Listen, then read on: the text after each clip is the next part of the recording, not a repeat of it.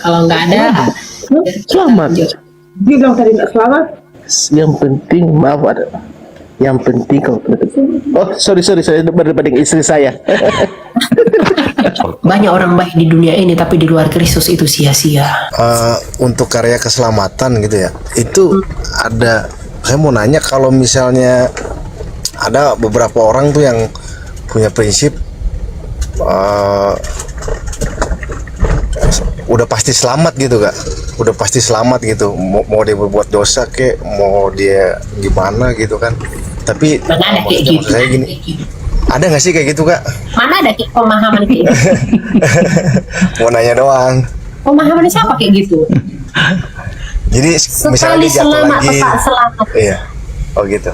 Enggak, Gimana tuh, bukan Mbak? begitu. Penjelasannya. Sekali selamat tetap, iya. Sekali selamat tetap selamat itu tidak dinilai di depan, tapi dinilai di belakang. Yes. Iya. Ya. Jadi banyak orang bilang, doktrin Calvin itu nggak bagus, sekali selamat tetap selamat. Gimana kalau aku percaya, aku udah selamatkan nih, terus aku berbuat dosa lagi, terus aku selamatkan? Iya. Itu tidak dinilai di awal, itu dinilai di akhir. Oh, Karena apa tadi gini Pak, iman itu menghasilkan perbuatan. Kalau dia mengaku beriman, maka ada bukti bahwa dia beriman, yaitu apa? Perbuatan. Nah, perbuatan yang setia dalam apa? Dalam mengerjakan keselamatannya itu ketahuan di akhir. Seperti Rasul Paulus bilang apa? Aku telah menyelesaikan pertandinganku dengan baik. Nah, maka iman yang ditunjukkan dengan perbuatan itu dilakukan, maka dia mengaku sudah diselamatkan, dan ketika dia mati, maka sekali dia selamat, tetap selamat. Jadi itu bukan saya percaya Yesus Tuhan adalah Raja dan Mesias, udah saya sudah diselamatkan nih, saya nih malam ini nih, terus besok berzina saya, berbuat dosa segala macam, udah diselamatkan. Itu sesat, bukan begitu pemahamannya, Pak. Keliru ya. Itu keliru. iya. Terus bagaimana Kak dengan misalnya orang yang belum pernah percaya Yesus, tiba-tiba di akhir hidupnya tiba-tiba dia mau mati besok misalnya gitu, terus dia terima Yesus sebagai Tuhan dan Juru Selamat, sedangkan kan dia berdosa juga tuh sebelumnya. Itu gimana, kira-kira dia selamat apa enggak ya? Jadi diselamatkan, itu diselamatkan. Sama seperti penjahat itu ya Pak Anggiat ya, silakan Pak. Benar. Ya. Jadi gini, setiap orang yang percaya kepada Yesus, terlepas napasnya tinggal 1 jam lagi, 1 menit lagi, ya Alkitab nggak mencatat itu. Siapa percaya diselamatkan. Dan kata pasti itu Alkitabiah, itu kita nggak ngarang-ngarang ya sebagai pendeta. Ya, itu pasti, bukan harapan, semoga atau apalah gitu. Kita pasti ya. Nah, ini sebentar dulu tentang kepastian dan juga nanti akan saya teruskan lagi. Roma 5 ayat 9 ya. Lebih-lebih karena kita sekarang telah dibenarkan oleh darahnya. Perhatikan, dibenarkan. Berarti nggak benar kita ini, tapi dibenarkan gitu loh. Bicara dibenarkan berarti kita nggak benar ya. Dibenarkan oleh apa? Darahnya. Kita pasti, kita pasti akan diselamatkan dari murka Allah. Jadi pasti Pak, kita pasti akan diselamatkan dari murka Allah. Apa itu murka Allah? Neraka. Nah ya, kita selamatkan dari situ. Itu yang pertama dulu ya. Kemudian dia dalam Yohanes 10 ayat 28, ya kan? Kita pasti tidak akan binasa.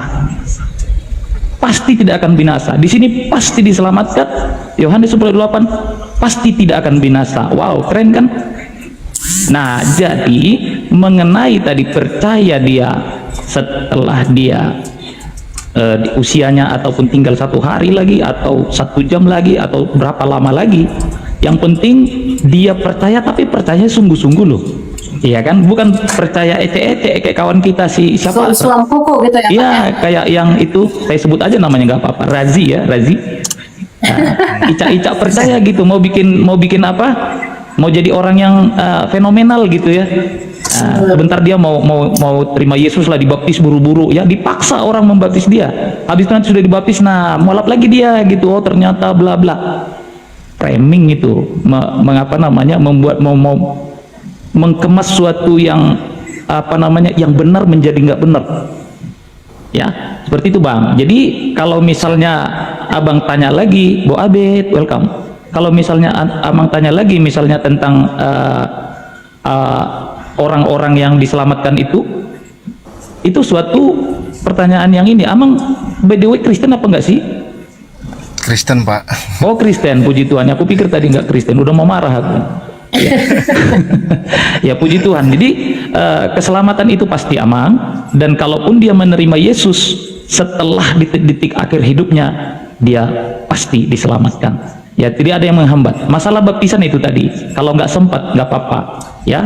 Tapi kalau ada kesempatan dia nggak mau dibaptis, masuk neraka juga. Nah, ya kan? Kemudian Karena dia nggak mengenai membuktikan dia percaya gitu ya Pak. yes, that's right. Ya. Jadi perbuatan baik itu adalah bukti. Nah, ya sama tadi ilustrasi Kail itu keren tuh. Oh, udah sembuh belum? Udah, tapi belum bisa makan. Sembuh opone, ya kan? Bohong itu, gitu ya. Nah, oke, saya kira gitu, kembali ke Kail ya. Iya, kita ya Pak Kerjino ya. Iya, cukup, Pak. Ya, makasih. Iya, melatih Madinah Sida. Tuhan berkati. Misalnya di ada saya tidak sebut nama sukunya, mungkin ada nama suku-sukunya itu mereka ada istilahnya mereka Kristen, tapi ini baru cerita orang tua ya Kak. Ada mereka mungkin memegang sesuatu kayak begitu yang di luar dari kuasa lain lah, misalnya ilmu yang begitulah. Datu bilang dukun-dukun. Iya. Tapi mereka Kristen. Kritisme. 5 menit, 1 menit mereka meninggal, biasanya ada pendeta yang datang. Istilahnya kayaknya pelepasan, untuk melepaskan itu, di istilah dikit, untuk melepaskan apa yang ada di dalam dirinya itu. Itu kayak yang disimpan katanya yang di dalam dirinya dilepaskan. Untuk supaya dia mau meninggal atau mau pergi itu sudah tidak ada yang begitu. Kira-kira bagaimana itu? Kira-kira bagaimana? Seandainya ini pendeta lo yang doakan dia supaya dilepaskan itu, dukun-dukunnya seperti itu. Kira-kira dia kalau dia bisa seandainya terlepas seperti itu, kira-kira bagaimana? Karena tadi kan bilang modal percaya saja kita kepada Tuhan, pastilah. Kira-kira bagaimana itu? Iya, silakan Pak Anggiat. Ini pendeta Oke. udah berpengalaman kalau saya. Terima kasih ya, pertanyaannya sangat bagus. Jadi memang pertanyaan seperti inilah yang perlu dikemukakan sebenarnya. Memang bagi sebagian orang tuh konyol ya. Tapi bagi saya senang mendengar pertanyaan seperti ini karena akan mengedukasi banyak orang. Apalagi di sini penontonnya 1,5K loh yang menyaksikan. Begini Pak, tentang sekali selamat tetap selamat, perlu diketahui, saya sudah sampaikan tadi, kalau ternyata orang sampai akhir hayatnya dia melakukan hal yang melanggar firman Tuhan, dia hanya mengaku saja sebagai Kristen, hanya KTP-nya saja Kristen, tetapi sejatinya dia bukan orang yang diselamatkan. Itu pertama. Karena orang yang diselamatkan dibuktikan dari perbuatannya. Seperti itu dulu, ya. Dibuktikan dari karakternya, ya. Maka firman Tuhan pernah katakan ya, bahwa si penjahat itu, si pembinasa keji itu ada di tengah-tengah kita, dan dia seolah-olah sama dengan kita. Artinya apa? Seolah-olah dia seiman dengan kita. Pada akhirnya dia akan murtad. Ya, ada banyak pendeta kan yang jadi murtad, sipolan-sipolan itu namanya. Ya, kemarin jadi penghujat kan. Nah, pertanyaan, kalau dia sekali selamat tetap selamat, dia kan pendeta, nggak mungkin nggak selamat. Apakah dia setelah murtad menghujat Tuhan Yesus dia selamat juga? Dia hanya sedang membuktikan dia bukan orang yang pernah diselamatkan. Selama ini dia di Kristen hanya saja kambing di antara domba. Menyamar dia sebagai domba karena mirip. Ya, yang lebih fatalnya lagi, dia serigala yang memakai bulu domba. Gitu harus dipahami. Sama halnya dengan yang tadi. Kalau selama hidupnya dia memakai itu yang namanya okkultisme, sinkritisme, ya, mistik-mistik dan seterusnya, dia hanya membuktikan dia nggak pernah percaya Yesus, dia nggak pernah diselamatkan. Nah, lanjutannya, kalau setelah dia mati baru datang pendeta melepaskan, pertanyaannya apakah dia selamat? Saya ragu dia selamat. Dan lebih cenderung saya menyatakan dia tidak selamat. Gitu. Betul. Iya, gitu ya. Karena dia lebih menjunjung tinggi keinginannya daripada firman Allah. Yes, benar. Karena Tuhan tidak menyukai itu, gitu. Ya, saya dalam hal ini, apalagi yang namanya okultisme ini ya, itu kan rancu. Ya, nggak usah jauh-jauh. Saya orang Batak juga banyak yang seperti itu. Wah, banyak. Tapi seandainya, nah ini sudah mau mati dia nih, besoknya mau mati. Sebelum dia mati, napasnya sudah satu-satu, dipanggillah pendeta, didoakan dalam nama Yesus, kuasa gelap kami hancurkan. Dah, muntah dia. Habis itu baru monding, saya ragu dia tidak selamat. Saya bisa pastikan dia selamat, meskipun nggak sempat dibaptis. Ya, oke, kembali ke Kak Elia. Iya, begitu Pak Glory, ya. Oke, masuk. Ya, terima kasih. Oke, ada lagi yang mau Bapak tanya? Kalau nggak ada, Selamat. Bilang tadi nggak selamat. Yang penting, maaf ada. Yang penting kau. Oh, sorry, saya berdebat dengan istri saya. Iya, nggak apa-apa. Ya betul, memang betul ya Pak Anggiat ya. Kalau Iya. Pak Pepen, pertanyaan seperti ini kadang diabaikan orang. Cuma itu penting untuk memupuk iman mereka gitu loh. Yes, Biar benar, tidak punya curiosity tapi tidak terjawab gitu. Yes, benar. Dan bisa memitigasi orang-orang ini agar jangan melakukan itu. Karena kita tidak tahu nih, ke depan kita akan bagaimana gitu. Tadi Kak Elia dengan Pak Agen mengatakan bahwa tidak hanya dengan percaya saja, tetapi harus juga diikuti dengan perbuatan baik. Sebagai bukti ya. Ya, sebagai bukti. Jadi saya berpikir bahwa kita manusia ini kan terbatas. Jadi sudah pasti setiap hari kita melakukan dosa. Dan bagaimana dengan itu? Kalau misalnya kan setiap hari kan pasti saya sendiri saya mengaku itu, atau saya bisa marah sama anak saya, bisa saja. Artinya setiap hari tetap saya melakukan dosa gitu.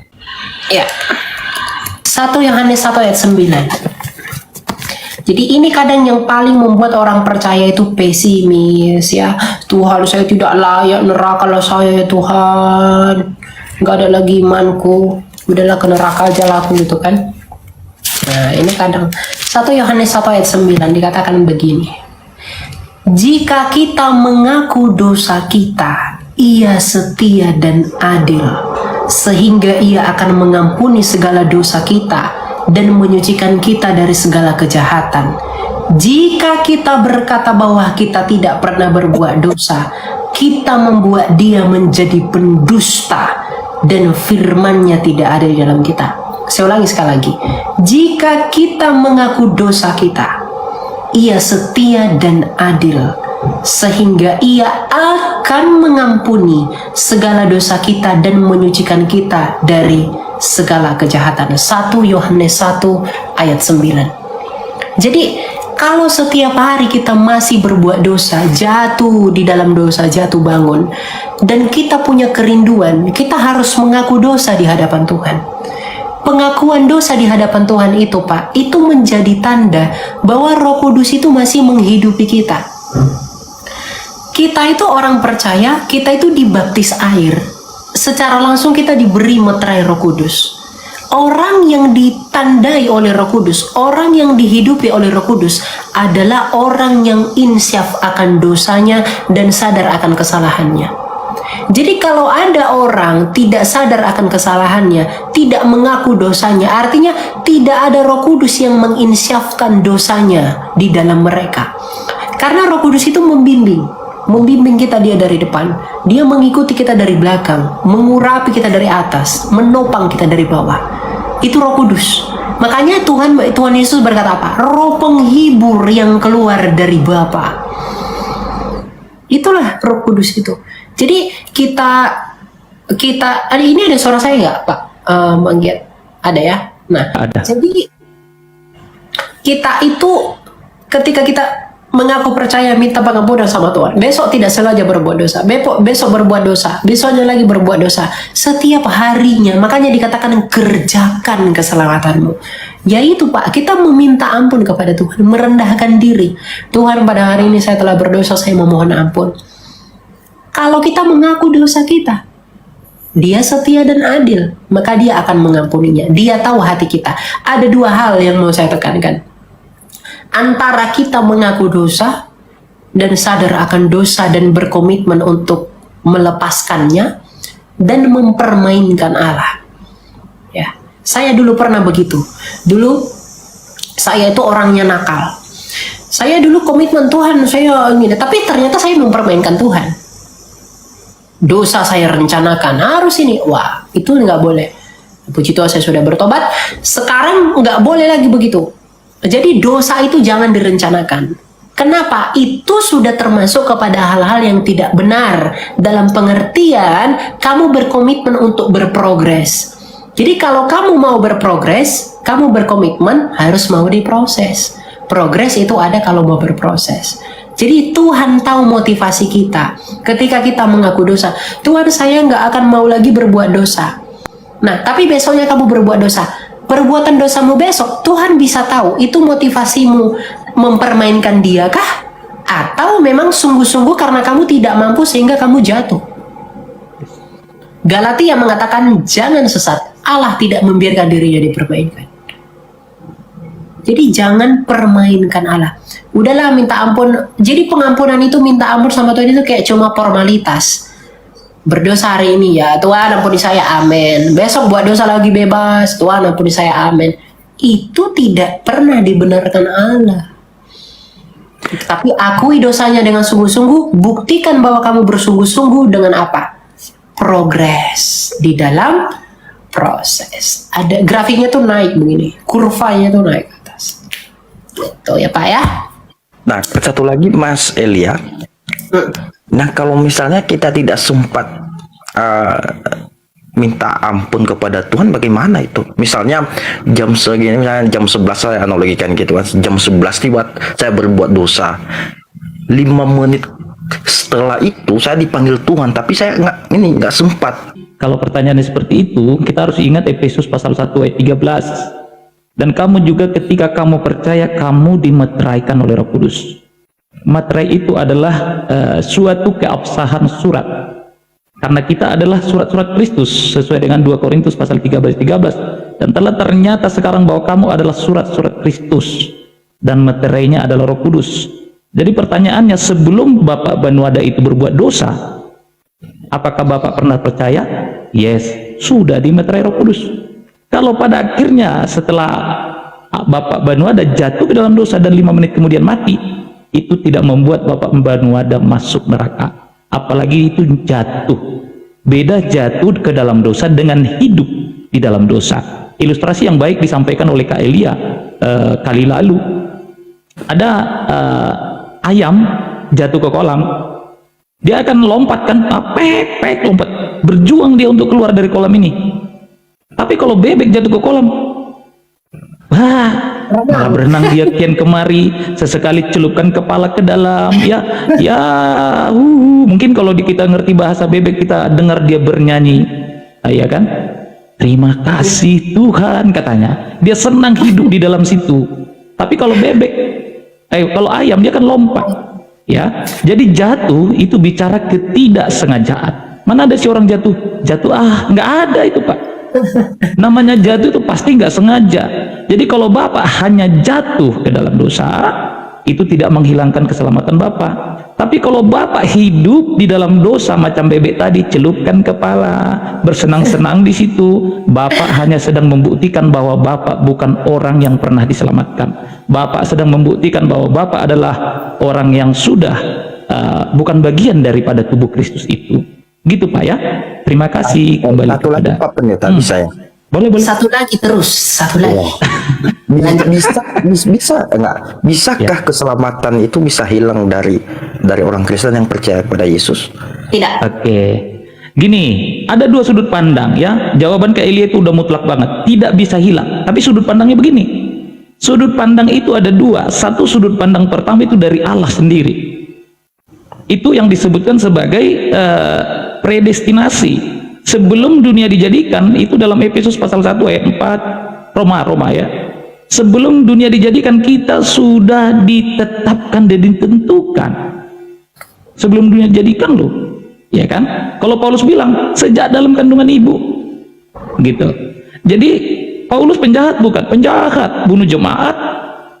Tapi dia karena sudah ditetapkan sejak semula dan sejak dalam kandungan ibu, maka akan jumpa pada waktu tertentu yang kairosnya Tuhan itu, maka Paulus akan balik badan dari sana, akan tinggalkan itu semua. Demikian pula kita akan tiba pada waktu tertentu, akan kembali. Kesaksian singkat dari Kak Elia, pernah berbuat jahat, merencanakan kejahatan, tapi balik kan ya. Saya juga begitu ya. Kemudian Yesus pernah bikin perumpamaan seorang anak bungsu yang mempoya-poyakan warisan bagiannya. Setelah habis semua dipoya-poyakan, dia menjadi budak di tempat orang sampai dia makan nasi babi karena dia nggak bisa makan lagi.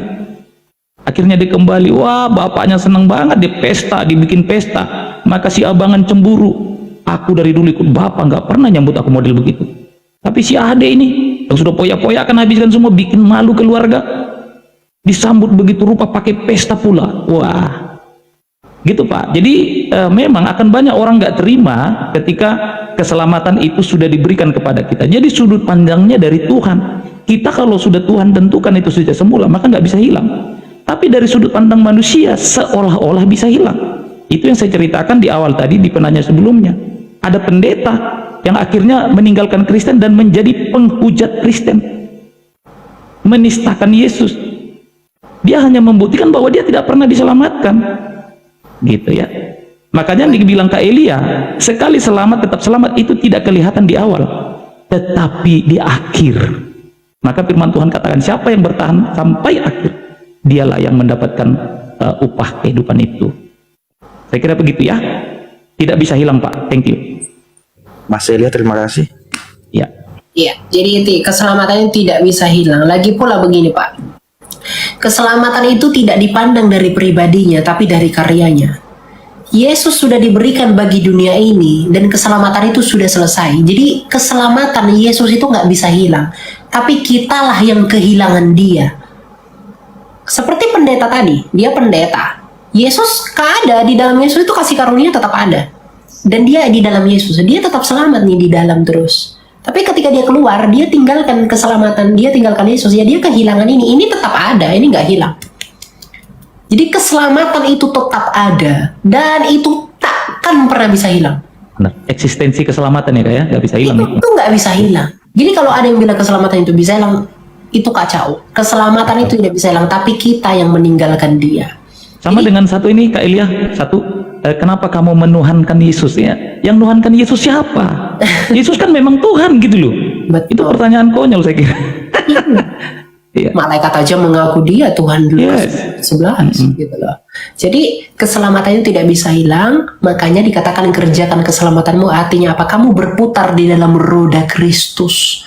Makanya kita diminta itu adalah menjadi Kristus kecil dengan beriman kepada dia.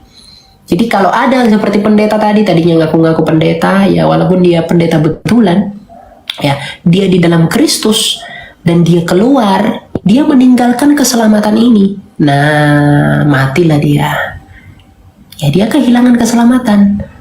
Tetapi dari Allah dia sudah tahu siapa yang tetap di dalam ini. Maka tak bisa hilang. Gitu. Ya Pak ya, Benuada ya. Iya, ya. Justru kalau dikatakan keselamatan itu bisa hilang, itu mengkhawatirkan kekristenan atau pengikut Kristus, karena ciri khas iman Kristen itu adalah kepastian itu. Tapi kalau yang mualaf itu gimana? Oh, itu nggak pernah diselamatkan itu. Itulah dia sedang buktikan kalau dia bukan bagian dari orang yang diselamatkan Pak. Iya, dia sedang membuktikan bahwa dia bukan orang yang pernah beriman. Iya benar. Gitu. Kalau selama ini dia Kristen, itu hanya ya KTP. Karena iman itu kata kerja, iman itu kerja artinya Pak. Dia itu taat. Jadi kamu mengaku percaya Yesus tapi kamu tidak taat di dalam perintahnya dia, yaitu tetap di dalam dia, kamu keluar, ya mana mungkin kamu diselamatkan. Gitu. Banyak orang baik di dunia ini tapi di luar Kristus itu sia-sia.